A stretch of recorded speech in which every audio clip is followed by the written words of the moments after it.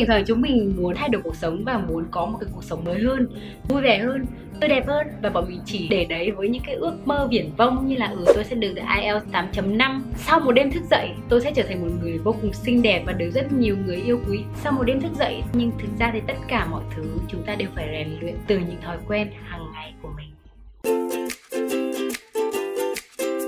Những năm 19-20 tuổi, ước mơ của mình là trở thành siêu nhân và biến đổi thế giới nội tâm của con người. Và sau một vài năm thì mình đủ để hiểu ra là để thay đổi thế giới, đầu tiên chúng ta phải thay đổi thói quen hàng ngày của mình. Nếu chúng ta không thể làm những điều nho nhỏ thì không thể nào chúng ta có thể hoàn thành sứ mệnh lớn hơn, những mục tiêu lớn hơn được. Và nếu như mọi người đang đặt ra những cái mục tiêu lớn lao trong mình thì hãy nhớ là thực hiện những thói quen nho nhỏ hàng ngày một cách đều đặn trước là điều quan trọng nhất để thay đổi cuộc sống của các bạn. Và sau đây thì mình xin chia sẻ với mọi người những thói quen đã khiến cuộc đời mình thay đổi mãi mãi. Biết đâu đấy là các bạn sẽ có một số những gợi ý cho cuộc sống các bạn ở thời điểm hiện tại. Rất khó để chúng ta có thể say no với một ai đấy. Rất khó để chúng ta có thể từ chối một cái lời mời hoặc sự nhờ vả nào từ một người khác. Nhưng mà thỉnh thoảng các bạn vẫn phải làm điều đấy nếu như cuộc sống của bạn không cho phép như vậy. Chúng mình sợ từ chối người khác bởi vì sợ bị người ta phật lòng, sợ cái mối quan hệ đấy nó đi xuống. Nhưng mình thì nghĩ tất cả mọi người đều có cuộc sống riêng và ai cũng cần phải tôn trọng nhau. Trước đây mình cũng là một đứa hay cả nể và gần như thì mình đồng ý với tất cả những cái yêu cầu của người khác, thậm chí là những lời nhờ vả rất là quá đáng.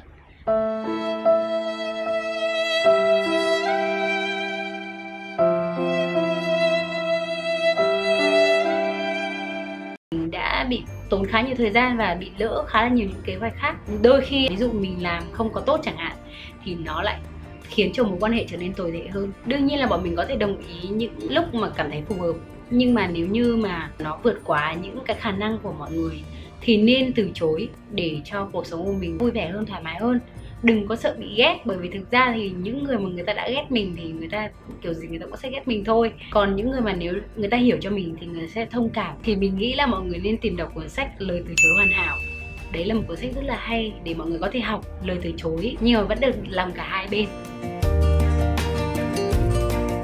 Không nên thức quá khuya từ tận 1-2 giờ sáng chỉ để xem những cái video trên mạng xã hội, thì điều đấy nó vừa không tốt cho sức khỏe mà nó vừa không tốt cho tinh thần của bọn mình. Thử tưởng tượng là bây giờ tầm mà mọi người hay đi du lịch, tất cả mọi nơi đều đi du lịch và mọi người lên xem thì chỉ có mình ở nhà thấy bạn bè đều đi du lịch. Điều đấy thật là tệ. Khi mà mọi người thể hiện quá nhiều những cảm xúc trên mạng xã hội, điều đấy cũng là một cái không tốt. Và từ ngày trước thì lúc mà mình post những dòng status về cảm xúc ấy thì thường là đến sang ngày hôm sau mình sẽ xóa. Mình chẳng hiểu sao, nhưng mà mình cảm thấy là điều đấy nó không cần thiết. Và dần dần thì mình học cách chia sẻ với những người xung quanh, mình học cách nói chuyện và nói chuyện nhiều hơn với bạn bè mình này, với mẹ và với gia đình mình. Hiện tại mình đang dùng một cái ứng dụng rất hay để theo dõi cái khoảng thời gian mà mọi người dùng mạng xã hội mỗi ngày. Đấy là Moment. Mọi người có thể tải cái Moment đấy về và theo dõi xem một ngày mọi người sử dụng mạng xã hội bao nhiêu tiếng và sử dụng nhiều nhất cho những cái phần mềm như thế nào. Hãy hạn chế khoảng thời gian chỉ khoảng 1 tiếng, dưới 1 tiếng mỗi ngày cho mạng xã hội để đủ để kết nối với những người bạn của mọi người thôi. Và tìm thêm những thói quen thú vị hơn để có thể khiến cuộc sống mình thoải mái hơn và vui vẻ hơn mà không cần phải lên mạng xã hội. Và mình sẽ bật mí ngay sau đây. Nếu như mọi người đã theo dõi mình từ lâu thì cũng biết là mình đã và đang sử dụng Bullet Journal. Đến nay thì đã được khoảng 2 năm rồi. Và mình nghĩ là cũng khá là nhiều bạn thích sử dụng Bullet Journal. Cho đến thời điểm hiện tại thì mình có thể chắc chắn khẳng định với mọi người ghi chép là một thói quen cực kỳ tốt cho cuộc sống của mọi người. Nếu như mọi người xem chương trình Shark Tank Việt Nam thì mọi người có thể thấy những vị shark của bọn mình đều dùng những cái cuốn sổ để viết lên thay vì dùng iPad hay điện thoại thông minh. Các bạn ơi, đi dạo với tôi một chút nha. Bây giờ việc lên kế hoạch cho 1 tháng, cho 1 tuần, cho 1 ngày, những việc mình cần ghi nhớ hoặc là tất cả những cái cần lưu ý hoặc là những lịch trình của mình thì đều trong cuốn sổ hết. Và thỉnh thoảng mình cũng sử dụng để viết những cảm xúc của mình hàng ngày, ghi chép lại mọi thứ. Mọi người đơn giản chỉ cần một cuốn sổ và một cái bút thôi có thể thay đổi hoàn toàn cuộc sống của mọi người. Có một cuốn sổ ghi chép mọi người sẽ không cần phải ghi nhớ những thứ khác ở trong đầu mình và khiến cho bộ não giảm tải đi rất là nhiều. Hiện tại thì mình cũng đang rèn luyện thêm một số những ngôn ngữ khác, nên là cái việc mà ghi nhớ những thứ lặt vặt hàng ngày là việc quá tải so với mình. Nhờ có cuốn sổ thì mình chỉ cần dở cuốn sổ đấy ra là mình đã biết được ngày hôm nay mình cần làm cái gì, cần học những cái gì rồi. Và thế là bộ não của mình thư giãn hơn rất là nhiều, mình có thể làm thứ khác mà mình muốn. Và đồng thời là việc ghi chép như vậy cũng khiến bạn trở nên là một người rất là tinh tế và chu đáo đấy. Mọi người có thể ghi tất cả những cái thói quen, những cái sở thích của bạn bè thân thiết vào đấy, cũng như là ngày sinh nhật của họ, để đến một ngày các bạn không bị quên. Các bạn sẽ nhìn vào là nhớ luôn và có thể chuẩn bị trước những lời chúc hoặc là những món quà phù hợp cho những người bạn của mọi người. Một công đôi việc đúng không?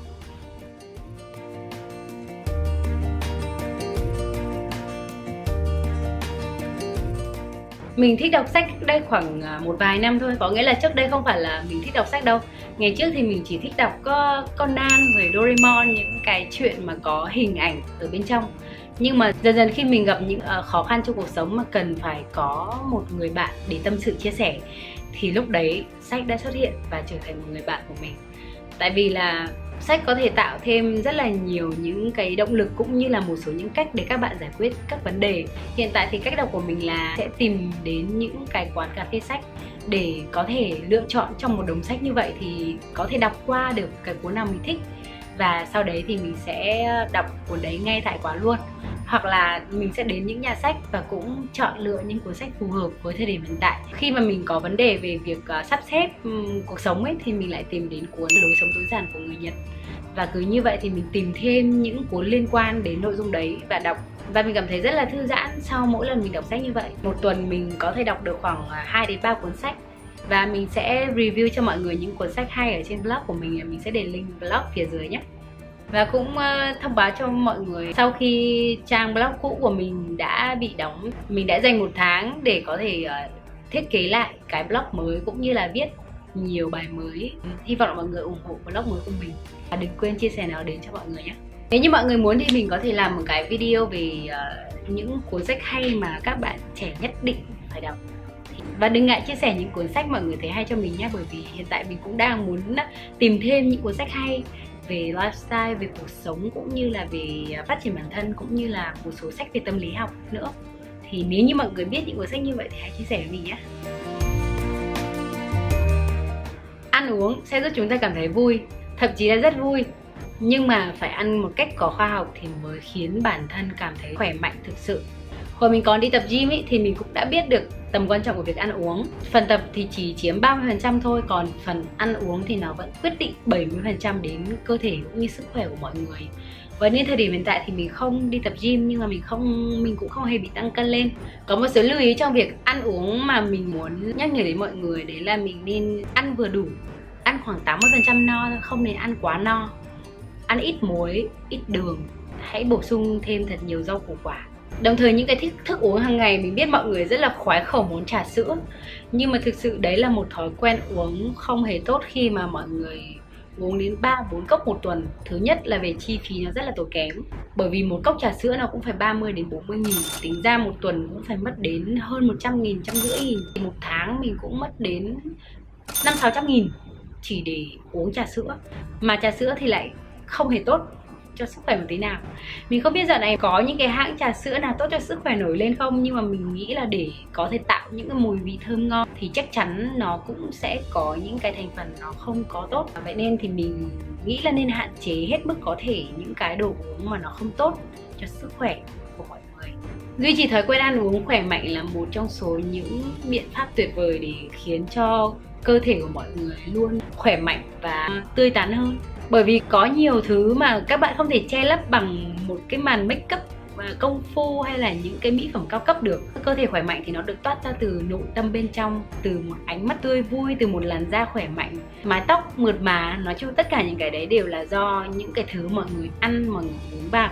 Nên là hãy yêu bản thân mình nhiều hơn bằng một thói quen ăn thật hợp lý nhé. Nhiều bạn bây giờ khá là khép kín và không có muốn chia sẻ những cái cảm xúc bên trong của mình như thế nào. Và dần dần cứ như vậy đến một ngày nào đấy mọi người cảm thấy khó chịu và cảm thấy như kiểu mình không thuộc về cái thế giới này ấy, kiểu không biết chia sẻ với ai, cũng không biết nói chuyện với ai cả. Và dần dần khó có thể tin tưởng được người khác. Đấy là một cái thói quen không có tốt cho cơ thể của bọn mình lắm.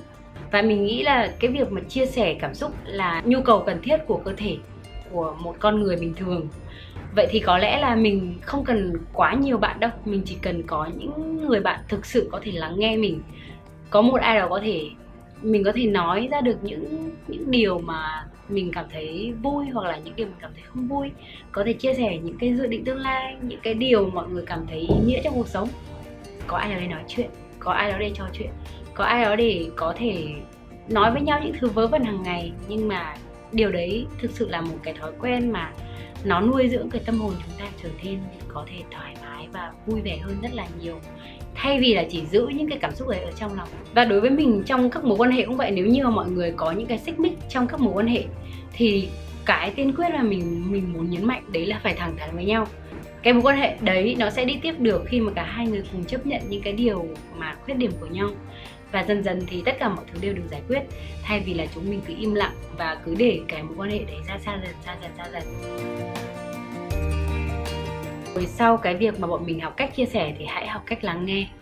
Đây là một thói quen mà mình nghĩ là thứ mà mình học được trong cái thời gian gần đây nhất, đấy là cái việc lắng nghe nó quan trọng đến như thế nào. Có một khoảng thời gian thì mình khá là một đứa bướng bỉnh ấy. Mình ít khi nghe lời người khác, mình hay chỉ chăm vào cái ý kiến của mình, cái quan điểm của mình mà thôi. Nhưng mà sau một thời gian thì mình thấy là cái việc lắng nghe nó rất là hay. Bởi vì nói thì mình chỉ nói ra cho người khác những thứ mà mình biết, còn lúc mà lắng nghe là mình có thể đang tiếp thu những thứ mà mình chưa biết. Và biết đâu đấy những cái ý kiến khác nó lại trở nên hay hơn rất là nhiều so với cái ý kiến mà mình đang suy nghĩ. Và một khi mà bọn mình không mở lòng ra để lắng nghe, tiếp nhận những cái kiến thức khác từ thế giới quan khác, thì bọn mình sẽ không bao giờ có thể phát triển tốt hơn được. Mà bọn mình mãi mãi chỉ là, người ta gọi có một câu dân gian đấy là ếch ngồi đáy giếng. Và mình thì không muốn mình là một con ếch, nên là mình quyết định học cách lắng nghe nhiều hơn. Bằng cách là đầu tiên là mình không ngắt lời người khác khi nói chuyện này, cố gắng tập trung vào những thứ mà mọi người đang nói và cũng hỏi những thứ mình chưa biết, và hỏi người khác cảm nhận của người khác như thế nào về một vấn đề nào đấy. Thì mình nghĩ là lắng nghe là một trong số những thứ mà tưởng là cơ bản, tưởng là dễ dàng, nhưng mà bọn mình cần phải học. Nếu như bình thường mọi người ngồi quá nhiều, đã đi học đi làm ngồi rồi, về nhà lại chỉ có nằm, xem phim hoặc là dùng điện thoại, điều đấy thực sự là nó không hề tốt một chút nào cả. Và về lâu về dài, cái cơ thể của mọi người sẽ khóc thét. Và nếu như mọi người không có thời gian để đi tập thể thao, không thích đi tập thể thao hoặc là vận động quá mạnh, thì mình nghĩ đi bộ là một trong số những cái giải pháp tuyệt vời cho mọi người trong thời gian này. Có nghĩa là mình tận dụng hết những khoảng thời gian trong ngày mà mình có thể đi bộ. Thay vì đi thang máy, bọn mình đi bộ. Thay vì đi xe máy thì bọn mình có thể đi bộ. Nếu như cái khoảng cách đấy nó gần thì bọn mình có thể tận dụng hết những cái khoảng thời gian trong ngày để có thể đi bộ. Nếu như mọi người ngồi lâu thì hãy cố gắng đi lại thật là nhiều trong những cái khoảng thời gian giải lao. Nhớ là đi những cái đôi giày thấp thôi, những cái đôi giày, bởi con gái nhiều khi thích đi những cái đôi giày cao gót cao mà, thì mọi người hãy hạn chế và cố gắng đi những cái đôi giày thấp, giày thể thao, đôi giày búp bê gì đấy có thể khiến cho bàn chân của mọi người thoải mái. Thì mình hy vọng là những chia sẻ về những thói quen thay đổi cuộc sống vừa rồi của mình có thể giúp mọi người phần nào có những cái ý tưởng mới để khiến cuộc sống của mọi người tốt hơn, vui vẻ hơn. Hẹn gặp lại mọi người trong những video sau.